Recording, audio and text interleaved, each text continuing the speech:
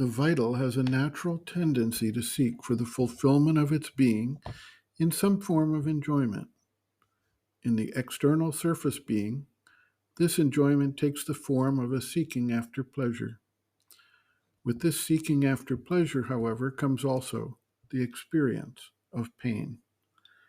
Pleasure and pain alternate, and eventually the seeker understands that transitory pleasures and pains, the operation of the dualities of the life of the senses, is not actual fulfillment, nor does it solve the significance of purpose of one's life. Many ideas arise as to the best way to solve the issue of fulfillment of the vital without the unfulfilling alternation of the dualities. Many believe that it is not possible to overcome these dualities, and they will indicate that any seeking after pleasure necessarily involves the experience of its opposite, pain, and that this is the natural condition of life on earth. In other words, just accept the conditions and don't complain about it. There are others who believe that the solution lies in not seeking after pleasure at all, by suppression of the vital impulsions entirely.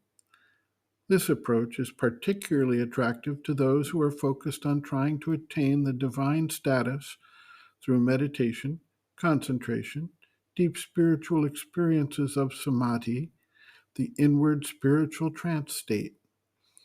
This approach, however, does not solve the issue, but simply hides it from the seeker for some period of time. Eventually, the larger purpose of the universal creation and the individual's role in it needs to be addressed. The issue comes down to how to maintain the motivation of the vital nature while redirecting its fulfillment away from the seeking of pleasure.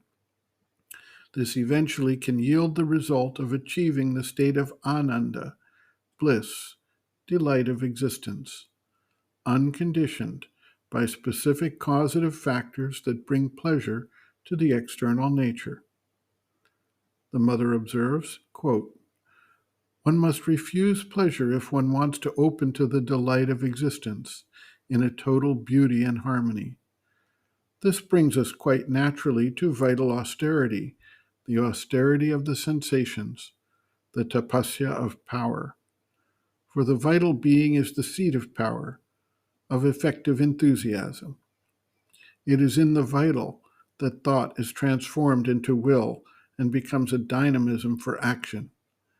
It is also true that the vital is the seat of desires and passions, of violent impulses and equally violent reactions, of revolt and depression. The normal remedy is to strangle and starve the vital by depriving it of all sensation. Sensations are indeed its main sustenance, and without them, it falls asleep, grows sluggish, and starves to death." End quote.